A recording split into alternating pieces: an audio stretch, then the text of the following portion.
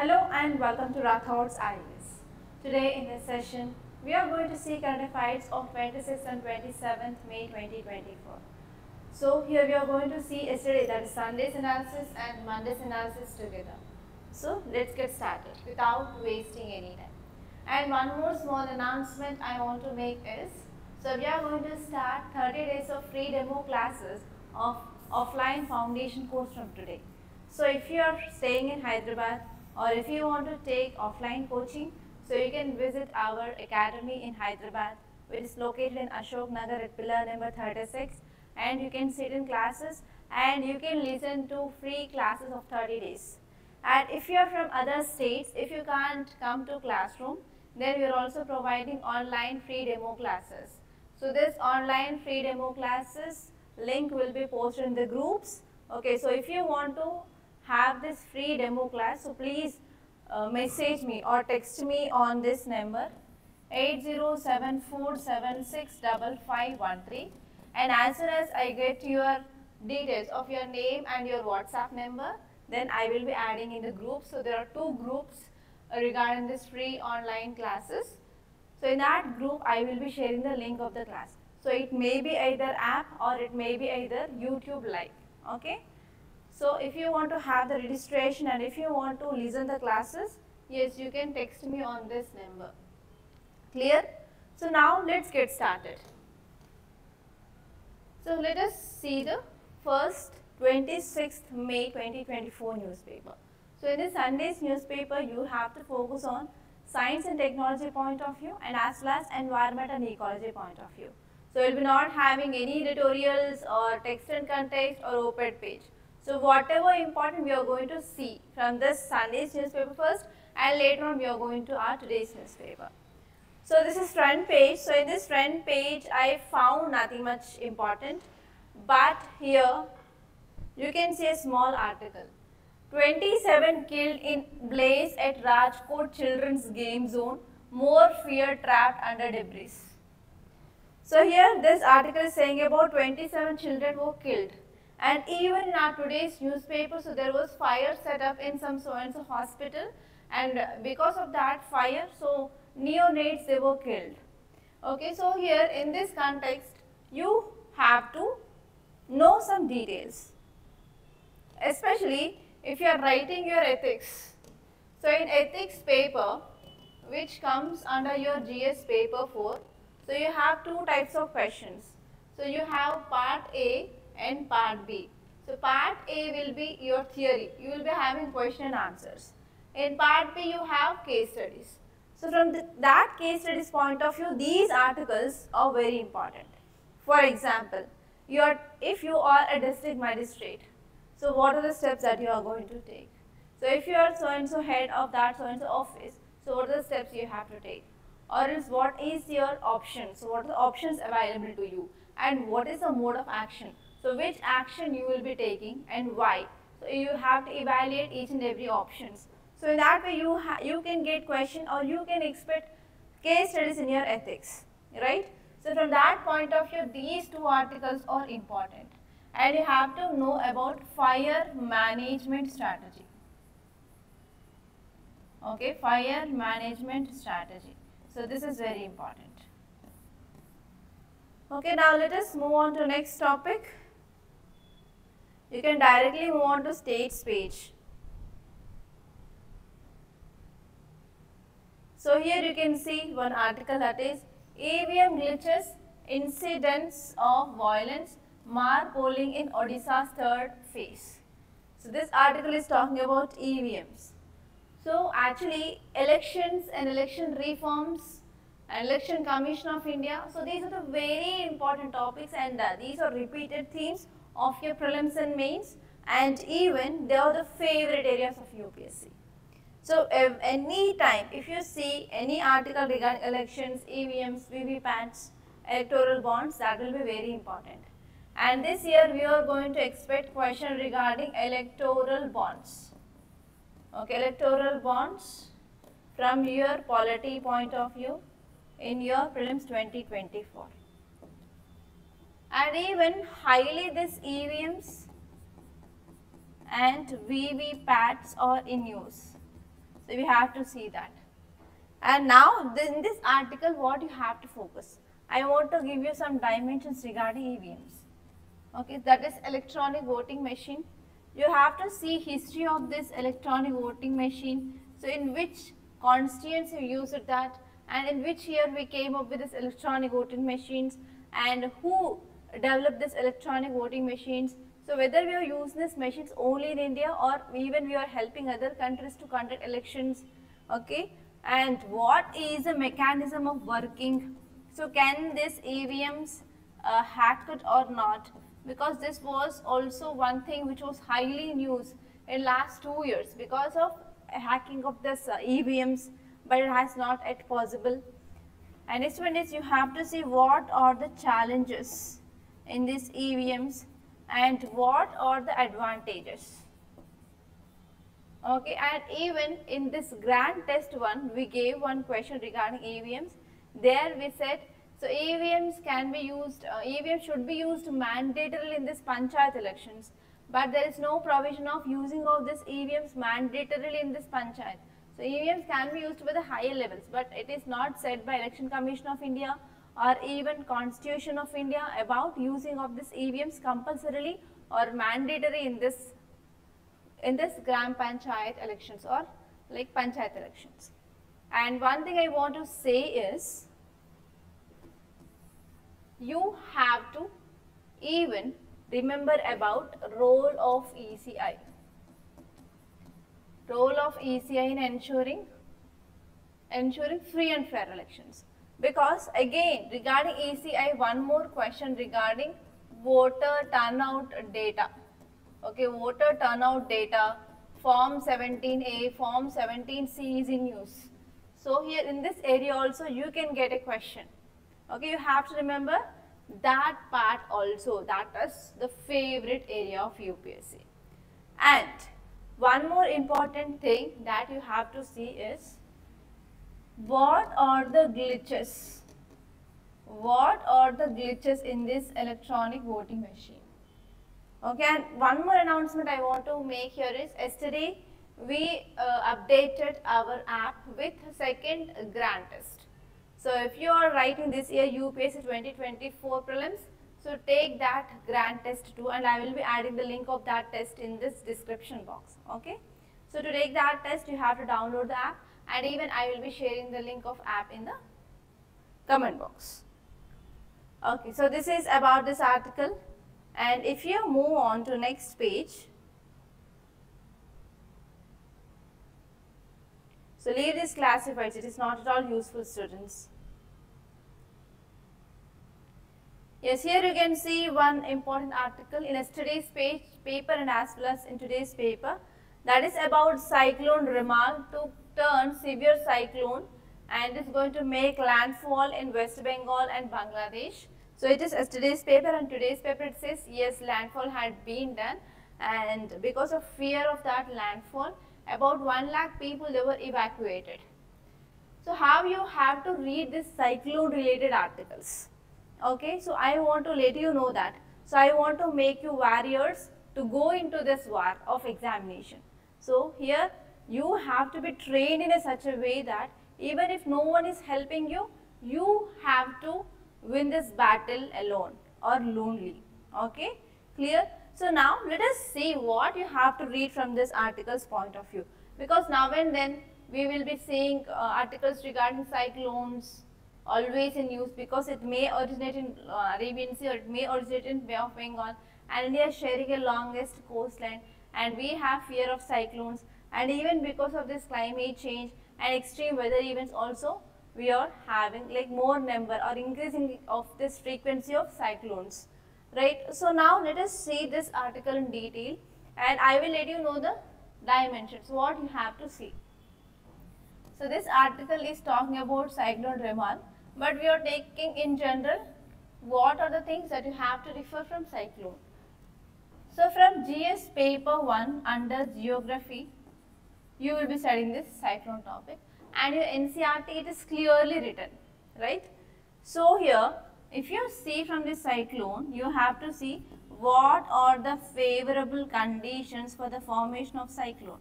So cyclone will be formed over the surface of sea, but it is not going to form on surface of land, right? That means it needs suitable circumstances or conditions that will be favorable for this formation of cyclone.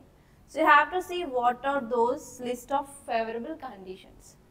And next one is you have to see geographical location of India. Okay, let me draw a map, and here we have Arabian Sea and here we have Bay of Bengal. So comparing with this Arabian Sea and Bay of Bengal, Arabian Sea is smaller compared to the Bay of Bengal, and here normally frequency of this cyclones is high in this Bay of Bengal, but in nowadays because of extreme climate events and because of increasing of extreme weather events or increasing of climate change, increasing of global warming, and even in this Arabian Sea there is also increasing of frequency of cyclones is happening. So from this area you can get a mains question like what are the reasons which are contributing for increasing of cyclones in this Arabian Sea in the recent trend. And next one is, so this cyclone is called as with a name that is Rima. So you have to see even who will be naming these cyclones, that is nomenclature. Naming is nothing but nomenclature. So what about the history and what is the process to be followed for this nomenclature? You have to see that. And this will be around 10 marker question which already given by UPSC regarding naming of the cyclones. And from disaster management point of view, what are the steps taken by the government? And you have to see even Sendai framework. You have to see even Sendai framework.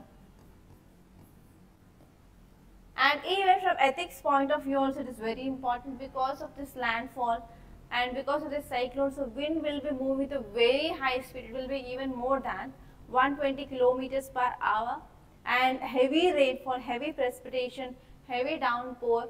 So because of that, that will lead to floods. So in that situation, if you are a district magistrate, what are the steps you are going to take? And whenever there is any disaster for say like earthquake, cyclones, volcano, women and children, they are most vulnerable. So for that sections, as a district magistrate, what are the steps that you are going to take? So in this way also you can expect question in your UPSC. So now let us see this topic in detail. Okay. And before that there is one more article, it is about UAPA. So first let us see this UAPA. So UAPA tribunal upholds center's ban on several Michi extremist organizations. So if you see this topic, the background which goes to Manipur issue. So this is an example of communal violence, and if you are writing an answer regarding communal violence, so you have to give this example of Manipur communal violence issue. So it is between which groups? Metis and Kukis, right? So now here UAPA tribunal said that upholds means yes. So tribunal said yes, that yes, central government can ban 7 meaty extremist organizations. So now let us see this topic in detail. So if you see the context, why it is in news? So now recently Unlawful Prevention of Activities, okay, Unlawful Activities Prevention Act, it said that yes, central government had a decision, so this decision is absolutely right, to declare 7 valley-based meaty extremist organizations as unlawful associations for next 5 years. So for next 5 years, here central government declared, so these 7 organizations as unlawful associations.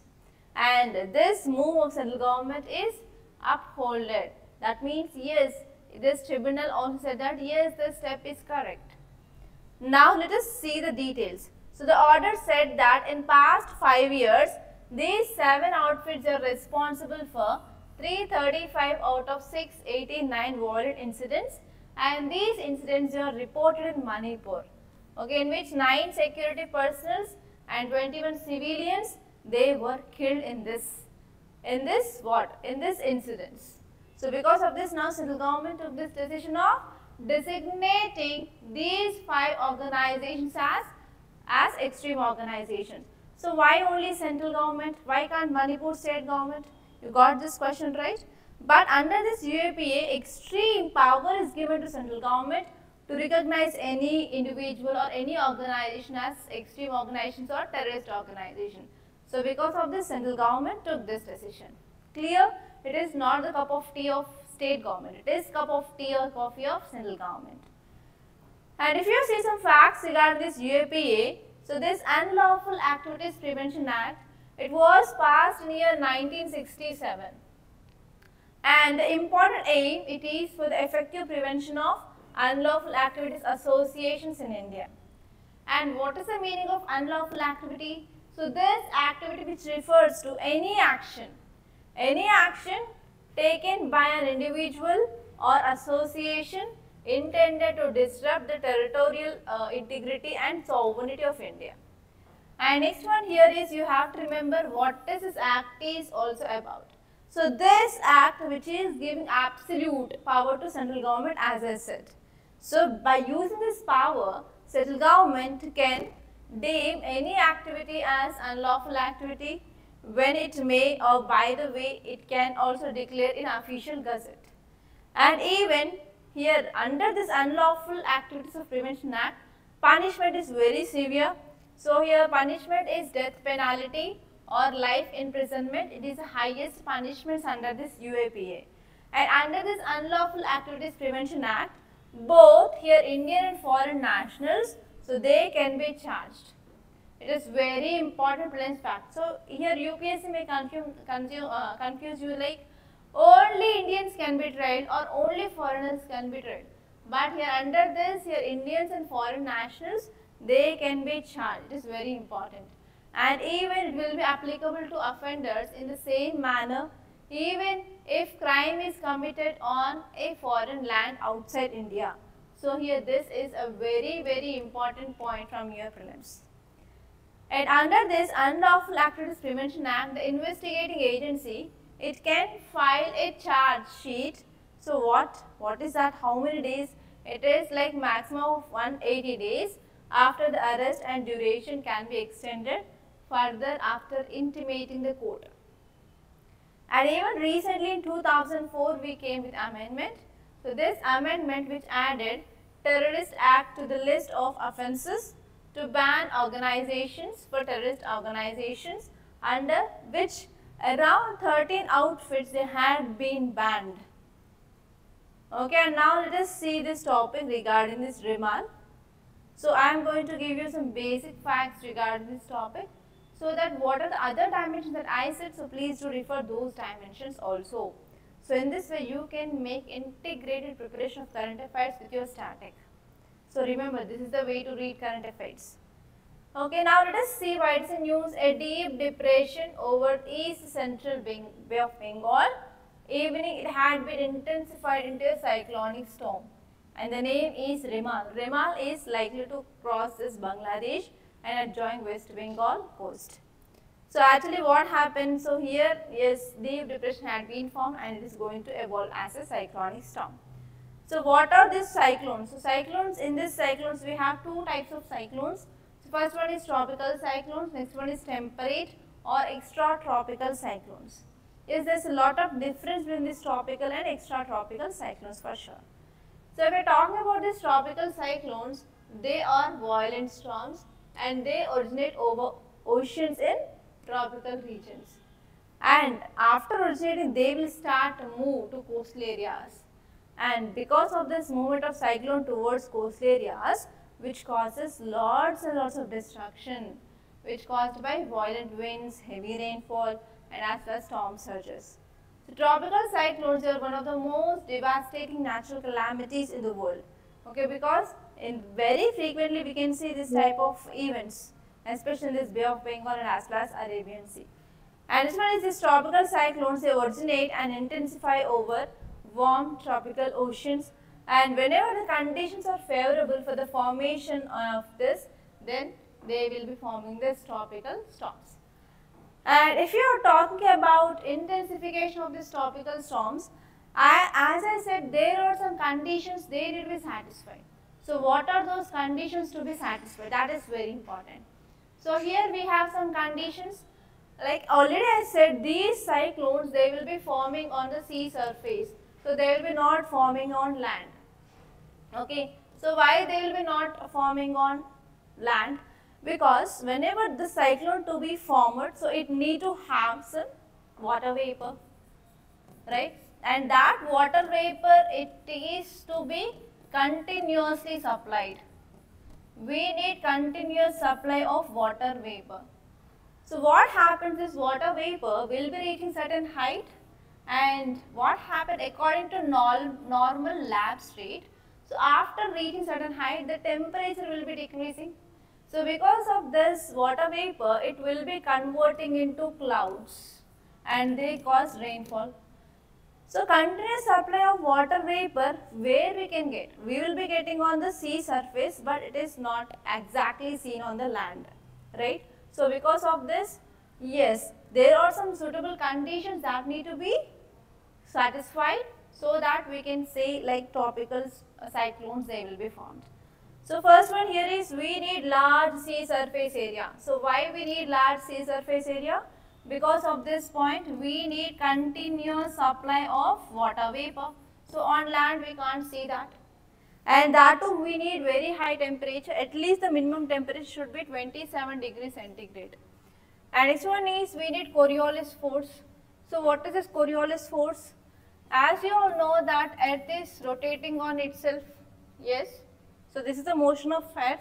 So whenever Earth is rotating on itself, it will be creating this Coriolis force. So because of this Coriolis force, it will cause deflection. It will cause deflection. So how this deflection goes? For example, this is our equator. So area which is equator till our 90 degrees north, it is our northern hemisphere, and from equator till our south pole. So this is called as southern hemisphere. So because of this Coriolis force, because of this movement of Earth on its own axis, so as I said, there will be deflection. So how this deflection? For example, winds are moving in this way here. If it is northern hemisphere, so there will be deflection towards right. But if the same thing which happens in the southern hemisphere, deflection will be towards left. Okay, so this Coriolis force is very important because of spiraling of winds. So in the cyclones, wind will be moving in a spiral motion. So why? Because of this deflection, because of this especially Coriolis force. If Coriolis force is not there, there is no deflection, there is no spiral movement of winds. So one more thing here you have to remember is, so this cyclones, they will be not at all forming at this equator. At the 0 degree latitude, there is no formation of this cyclones. So what might be the reason? Think. So at this equator, Coriolis force is equal to 0. So whenever there is no Coriolis force, there is no chance of formation of cyclones. So this point is very important for your prelims. Okay, keep that in your mind. And next one is, there are also small variations in the vertical wind speed. So as you all know that whenever the low pressure area which is created, for example, let us take this is surface of sea and there is high temperature. Okay, there is high temperature. So because of high temperature, what happened? Automatically low pressure will be created. So whenever low pressure is created, so here air will become warm and it will tend to move up. So this is called as vertical wind, and we need to maintain this vertical wind speed. So when can we maintain? Whenever there is high temperature. Again, this is also one suitable condition. Are linking the things? And this one is pre-existing weak low pressure area or low level cyclonic circulation. So this is also one thing. And this one is upward divergence above the sea level system. So actually these are the 5 important criteria that to be met to form a cyclone. And one interesting thing I want to say is, so these are the 5 points, they are very important from your prelims and as well as mains. So in mains you can get direct 10 mark or question. So there you can write these 5 points along with diagram. Then your work is done. Aram se, okay? And now let us see like what are the categories. Why I am discussing categories? Because, so here in the title itself they said severe storm. okay, severe cyclonic storm, okay, or severe cyclone. So in that way you can get question regarding various categories of this cyclone. So wherever there is a possibility of getting question in your prelims or mains, so I will be giving you details regarding that, so that you will be get informed and you will be preparing in that way. Okay, so now let us see the categories. So there are these many categories. So how many? Around 8 categories. So first one is low pressure area. So low pressure area means the wind speed does not exceed 31 kilometers per hour. And next, after this low pressure area, we have the stage called as depression. So in this stage here, the temperature or like wind speed will be somewhat high. It will be 31 to 49 per hour.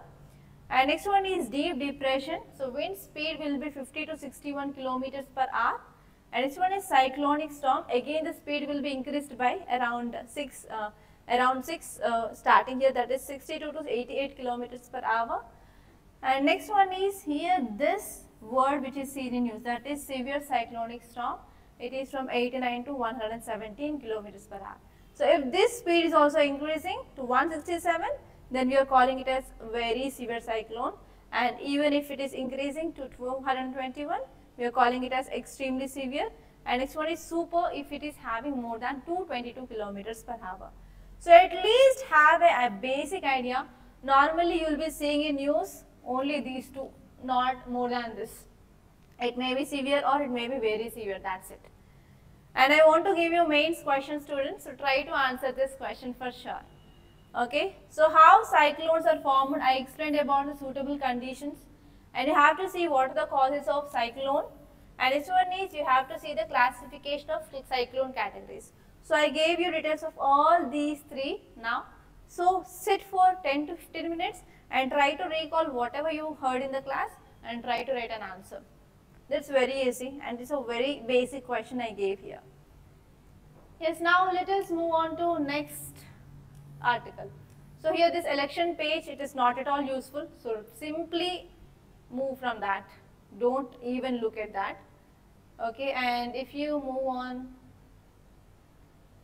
okay, here in this business page, you can see one article. Yes, this is very important article. So why? Because I will tell you the keywords. Brazil, European Union urge India to give timely notices on sugar subsidies in WTO. So what are the keywords that you can see here? So first important keyword is WTO. So what is this WTO? World Trade Organization. So why we need World Trade Organization? So in 1991 in India, we came up with economic reforms. So what are those economic reforms? LPG. L stand for liberalization, P for privatization and G for globalization. So this WTO is related to G part. So what is this G? Globalization. That means, for example, let us take India. So in India, we are going for agriculture, we have manufacturing, we have services. So whatever the things like goods and services we are producing in India, whether they are self-sufficient, okay, is that enough? No, right? Now we are going for electric vehicles. So for that we need lithium ion batteries and we are moving towards renewable energy. We need solar panels. So we are not producing that to that much extent. So because of that we are depending on China, right? So here in this globalized era, so we are interconnected. So one country is dependent on another country. For example, oil, like whatever, if you are using vehicles for transportation, we are using diesel, we are using petrol, but we don't have that much resource and we are getting from West Asian countries. Yes or no? So because of this, yes, we need WTO help for trade balances. For free and fair trade with the different countries, this WTO plays a very important role. Okay, now this is talking about sugar subsidies. As you all know, India is a very good and top producer of sugar and even we crossed Brazil, right? But here, whenever, for example, there are two countries which are producing the sugar and from these two countries the sugar is going to international market. For example, for this country one, government is giving some subsidy or some help to the farmers and because of that farmers they increased their produce. Okay. So here whenever government is directly giving subsidies, the cost of production of this sugar for this farmer will be less. But if you see in the same way we have country 2. So in that country too, government is not at all helping the farmers. So farmers, they will be investing in their farming and they will be producing the sugar here. So because of this, here in this first country, farmers are getting help from the government so that the cost of production is decreased. For example, let us take 30 rupees per kg sugar is there in this country 1 because government is providing some subsidy to the farmers. But in country 2, it is also producing sugar, but government is not producing any subsidy. Here in this country, sugar prices, for example, 50 rupees per kg. So these two countries' sugar, they are going to international market. Okay, let me depict in this note. So first country sugar price is 30 rupees kg and second country's sugar is 50 rupees per kg, and both they are going to international market.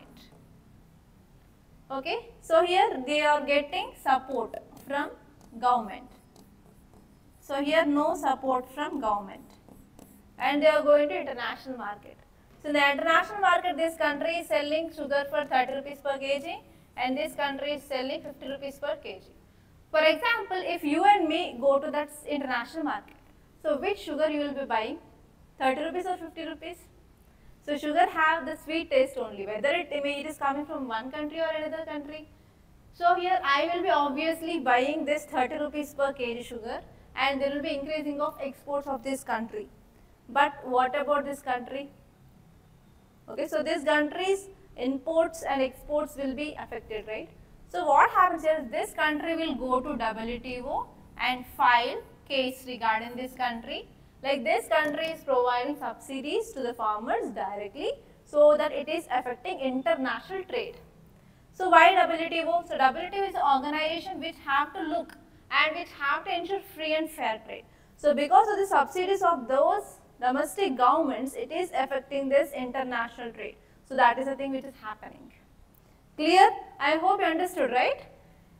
Yes, now let us see this article in detail. And this topic is important from your an economy point of view, which comes as GS paper 3. And even recently 13th ministerial meet of WTO had held. So this year for sure in your prelims, you can expect question regarding this WTO, World Trade Organization. Okay, now let us see why it is in news. So here, as I said, India is providing some help to farmers. Okay, but it is talking about sugarcane. So in this sugarcane, we have a separate case. We have FRP, Fair Remunerative Price. Okay, so here a group of WTO member countries like Brazil is one of the country, next one is Canada and European Union. They asked India to submit notifications on sugar subsidies in this World Trade Organization. So these countries which are part of WTO, they are asking India to submit about how much sugar subsidies you are providing to the farmers in WTO. So here these countries, why they gave this petition? Because these are the countries, they are the major sugar exporters. So because of our exporting of sugar to other countries, it is affecting these countries' sugar. Okay, they are very much bothered. So because of this, they filed a case regarding, yes, India need to provide the information regarding subsidies they are providing to the farmers. That is very simple.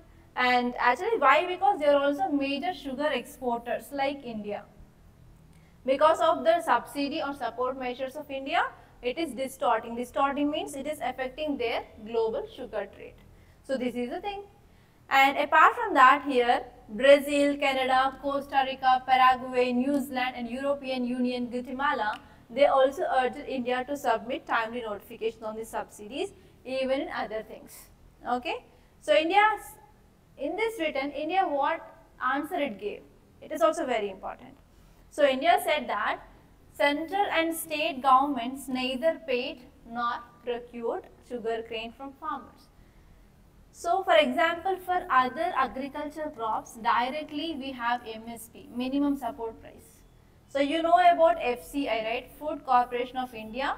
So it is government organization. So it is directly buying the food from the farmers. But in case of sugarcane, government is not providing MSP. Government is providing FRP, fair remunerative price. So this price should be paid by sugarcane owners, sugar company owners. Okay, sugar company or sugar industry owners to farmers. So here government is not at all involving. So this is the thing which mainly said. But in case of MSP, yes, government is directly involving in the procuring from the farmers and government is paying. But here Indian government said that, so we are not involving directly. So here sugar companies are providing FRP, but Indian government is not at all focusing on this thing. So this is the thing which mainly said by Indian government with WTO. Okay, now let us see what is this FRP and what is this state advised prices, because there is a high chance of getting question in your prelims. So no one knows like which question you can get in your examination. So what is this FRP? So FRP, it is a set of price that determined by the government, and this is the minimum price to be paid by sugar mills or sugar companies to the farmers for their sugar cane. Okay, so this price which ensures that farmers receive fair and remunerative price. Clear? So this is FRP. It is very important. And next one is what is this WTO? So there is a high chance of getting question regarding this WTO, as I said, because of 13th ministerial conference which held recently. Okay, so what is this WTO? WTO, it is an international organization and it is regulating and it is responsible for free and fair global trade. That means trade happens throughout the world. And when it came into establishment, so here it established in year 1995, and how many members are there? Currently 164 members are there, even including European Union. So you can get question like, consider the following statements regarding WTO. So WTO established in year 1995 and member countries are 173, but here we have 164. And you can get in this statement is like European Union is not a member of WTO, but European Union is a member of WTO. So in this way you will be getting confusing statements in your examination. So you have to be very much clear about these facts. And also this WTO, which provides a forum for member countries to negotiate and to enforce trade agreements and to resolve disputes and also to promote economic growth and development. And if you are preparing for other competitive examinations, you have to see the headquarters. So headquarters located in Geneva, Switzerland. And now let us see the next topic. So this is about climate intensified flash droughts worldwide. And actually this article that I found from science page. And in Sunday's page, science is very important. You have to see that. So why it is in news? Sudden severe dry spells known as flash droughts, they are rising in intensity around the world. So actually in some areas there is increasing of drought and in some areas there is decreasing of drought. So why? Because of these are evidences of extreme climate events, that is because of increasing of climate change, because of increasing of extreme weather events. Yes, one study is saying that there is increasing of droughts in some places and there is decreasing of drought in some places. Okay. So actually because of this increasing of global warming or increasing of global temperature, so heat changes are happening, that you know. And even in this summer you are facing like very high temperature and heat waves in some areas, wildfires in Uttarakhand. So these are all extreme weather events. Okay, heat and changes to precipitation patterns, they are caused by warming climate, and this is the thing which mainly said. A new study is the first to apply to systematic quantitative approach to global incidence of flash drought. That's the thing which mainly said, that's it. There is nothing much important. But here you have to see how this study was done. So this study was done by using NASA's MERA-2 climate data, and they analyzed this climate data from 1980 to 2019 onwards, and they discussed about what are the reasons of this red zone soil moisture and also improving of prediction and how we have to prepare to this disaster. So all these things are given here. And especially there are some hot spots which are said. So those hot spots are Congo, Angola, Zambia, Zimbabwe, South Africa, Lesotho and Madagascar. So So normally these areas are present in Africa. In Africa we have these hotspots of increasing of droughts. So actually these areas do not have the proper rainfall. So actually Africa is a continent where we can expect there is a very less rainfall, and even because of this increasing of temperature and increasing of global warming, further there is decreasing of precipitation. Precipitation is nothing but rainfall. Okay, and even because of this decreasing of precipitation, so normally forests they will be converting into grasslands. For example, savanna grasslands. Okay, that's it. Yes, now let us move on to today's newspaper. So I did with yesterday's newspaper, and I have to do this today's newspaper, and very less time had been left for me. Okay, let us complete. Okay, so here as I said, there are 7 babies killed in Delhi hospital fire. So if you are like health minister, or if you are like secretary in the health department, so you can get a case study like what are the steps that you are going to take. So how can you arrest this type of incidents in the future? Okay, so in this way you can get a case study. So you have to prepare for that I explained in the starting of this class itself. And directly you can move on to editorial page. So leave the city page, leave this states page. So only the important articles are there in this editorial page today. Okay, here you can see one article. It is about a door to housing scheme tribals find hard to open. So actually this article is talking about one important scheme, that is PM Janman scheme. Okay, and here you have to know some things. So whenever you are seeing any scheme, so it is talking about PM Janman scheme. Okay, so in this scheme, first of all you have to know full form. So what is this Janman scheme is about? And next, you have to see some important key features. So regarding whom, at least you have to know that. So this scheme, it is regarding PVTGs, particularly vulnerable tribal groups. So this is for the development of these tribal groups. And next you have to see who are eligible for this scheme. Eligibility is also very important. And you have to see which ministry is taking care of. Okay. And in the schemes, we have 2 types of schemes. Okay, so one is centrally sponsored scheme and one is central sector scheme. So you have to see which scheme it is. Centrally sponsored scheme is like the funding will be divided between central and state. For example, there are 100 crores allocated for this scheme. So out of this 100 crores, some amount will be given by central government and some amount will be given by state government. So central sector means, so these 100 crores they will be given from only central government but not the state government.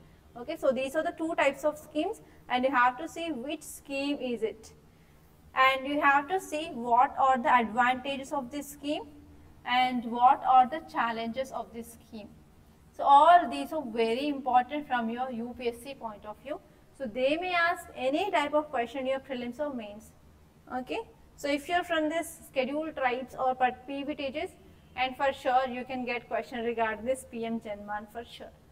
So now let us see this topic in detail. So I will be completing within like 20 minutes. I will be completing this analysis. So please bear 20 minutes me. Okay. Okay, now let us see what is this PM Janman. So PM Janman, it is a government scheme, and this scheme it is aiming for the bringing of tribal communities into mainstream, because from history onwards, even before our independence, so during Britishers also, these people they are most vulnerable because of money lenders, because of policies of government, right? So because of this, they are still beyond the like that. Okay, so they are not in par with the mainstream. So because of this, it is a responsibility of government to provide some support to them and to bring them on par with mainstream society. So for that, government is trying a lot, and government is bringing lots and lots of schemes. So one such a scheme for this PVTGs is PM Janman scheme. Okay, so this scheme, it is a central sector and also centrally sponsored scheme. And which ministry? They are related to tribal, right? So Ministry of Tribal Affairs. And this scheme is concentrating on 11 critical interventions. Okay, and even other ministries are also involved in this implementing of this scheme. Especially they are focusing on providing houses. So houses will be provided under PM Awas Yojana. So that is one important component. And even these people, they are living in very vulnerable areas. So they do not have even basic amenities. So they are going to have clean drinking water under this scheme and even improved healthcare. So normal tribal people, they will be living in forest areas, and this PVTs, they will be not coming out of that area. Okay, so that we need proper healthcare and even proper education. That means we can go and set up a small primary education schools, okay, primary schools. And this one is nutrition and telecommunications, connectivity and livelihoods. So all these are the important components of this scheme. And even this program is also focusing on establishment of Vandan Vikas Kendras, especially for produce of forest and off-grid solar system, etc. And even this scheme is also focusing on increasing of quality of life. So when we can increase the quality of life, so whenever we are having access to education, health, livelihood opportunities, job facilities, then only we can say like improving of standard of living. That we can do under this scheme, right? So all these things are very important. But why this article is in news? Because this article is saying that yes, scheme is good, well, but there are some challenges in implementing. So you have to know those challenges. So first one is, if you're talking about this PVTGs, so what are the challenges? We do not have proper data. So first one is lack of current data of PVTGs. It is a significant challenge. And next one is, even there is no accurate current database or data set of PVTGs populations. So this is another thing, exact current database we don't have. And next one is population data which submitted to this parliamentary standing committees was based on 2011 census, and even till now we didn't get this 2021 census, and we are going to have or start that after these elections, right? So this is also one problem. And next one is, there is also absence of specific census, especially for this PVTGs, because those areas are mostly inaccessible. For example, if you see in Andaman Nicobar, so we can't go into, especially some people, they will not allow outsiders to enter. So if they see outsiders, they just kill them. Okay, they are like brutal. Okay, so if you have studied anthropology, there you can know about this PVTGs more. Okay, those are the things that you have to see. And even there is a stigma and discrimination faced by these PVTGs. So they will be not coming as per with the mainstream societies, and sensitization is also very difficult in them. Okay, so these are some important things, and already the question regarding this PVTGs appeared in 2019. So because of this, I discussed this topic to know about the relevance of this PVTGs in your examination. Okay, clear? And now in OPED page, I found one article. It is regarding ICC judgment. So do you know about Israel-Palestine issue? Yes, right? So the issue, the war is going on between Israel and Palestine. So because of this, recently ICC, what is ICC? That is International Court of Justice. So International Court of Justice gave a judgment, and this judgment is very important, and you can get questions regarding the basics of this ICC, International Court of Justice. Okay, now let us see this article in detail. Okay, recently ICC, that is International Criminal Court, okay, which prosecutor has requested arrest warrants against the leaders of Hamas and also Prime Minister and Defense Minister of Israel. Okay, so actually what happened? So this article is saying that ICC, International Criminal Court, which gave the judgment. So actually we are also having this ICJ. So ICJ is different from ICC. So this article is talking about ICC, International Criminal Court. Okay, so here this ICC is saying that there is a judgment which is given. So in this judgment, so here we have Hamas. Who are these Hamas? Okay, we have Israel on one side, and next one is Palestine. So in this Palestine, we have a militant group that is called as Hamas. So issues is going on between Israel and Hamas, and this is a war which is going on. And in today's newspaper, there is an article says that Hamas, they attacked Israel, and we don't know like how far this war goes on and what will be the ending of this war, whether it is created, whether it is going to create this third war or not. So there is a big dilemma now. Okay, so here what happened? So ICC, International Criminal Court, gave a judgment, and in this judgment it said that to arrest leaders of Hamas and from Israel also Prime Minister and one more person, that is Defense Minister, to be arrested. So this is the judgment given by ICC. Okay, so what is this ICC? ICC is the world's first permanent international criminal court. So it is in the world, okay, in the globe. So we have one permanent international crime court or criminal court, and this criminal court, it is formed because of international treaty, and this treaty is called as Rome Statute. So how can you expect a question is, recently Rome Statute in use, it is related to ICJ, ICC, like that. So here it is related to criminal court, ICC. So in this way you can expect the question. And next one is, in 1998, the Rome Statute is adopted by how many states? So 120 states adopted this, and in 2002 year Rome Statute, it took effect upon the ratification by 60 states. Okay, so actually India is not a party of this Rome Statutes along with US and China. So this part is very important. So India is not part of that. And what is the jurisdiction and how it works? So actually it will be giving judgment regarding some areas. So first one, it is regarding genocide, war crimes, crimes against humanity and crimes against aggression, and this Israel and Gaza, which comes under war crimes. Okay, so the crimes are committed by a state party national in the territory of state party or in a state that accepted jurisdiction of that state, and the crimes are referred to International Criminal Court prosecutor by United Nations Security Council.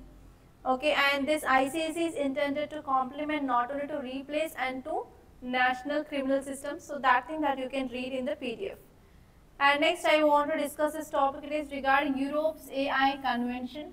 So this article is very important, and I already discussed this topic in our earlier classes.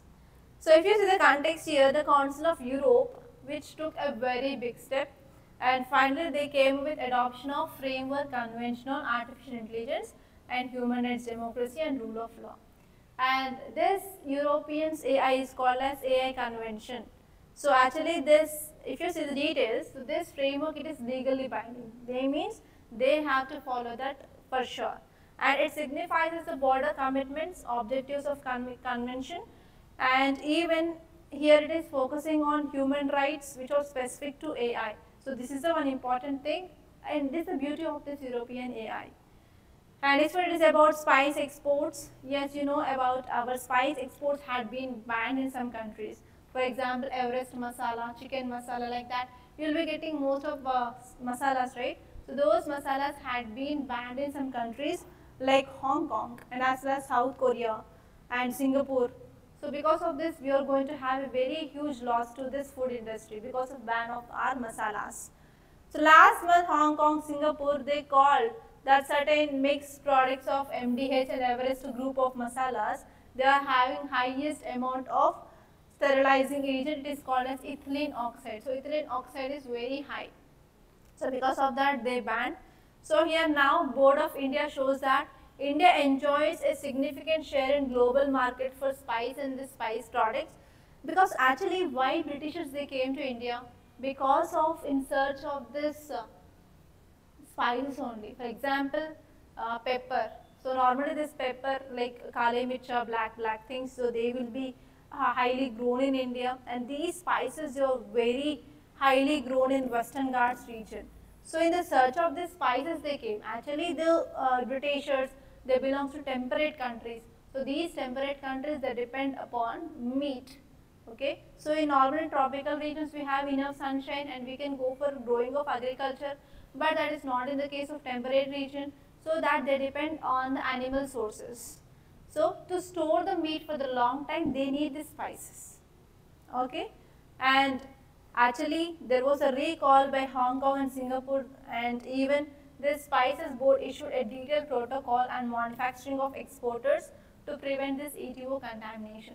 So this is the present status of this spices. Okay, I discussed about this topic regarding ICC, and if you move on in Western context, I discussed about this European AI, and next one is about spice exports.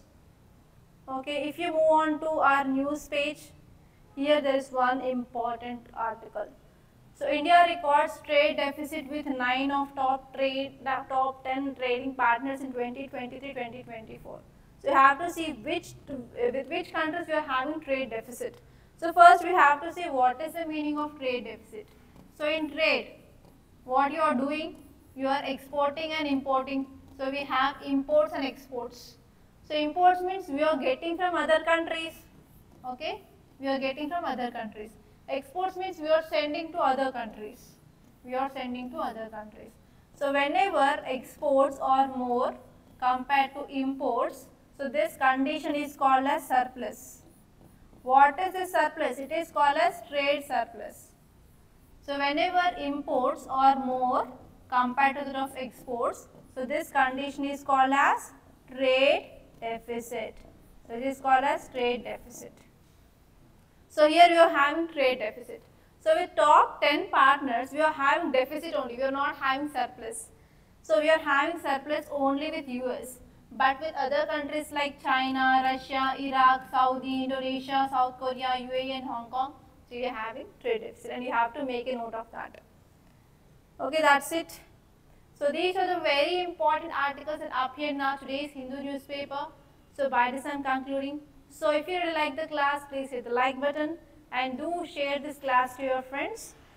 And that's all for today's students, and please do subscribe to Rathods IAS Academy, and thank you so much for watching.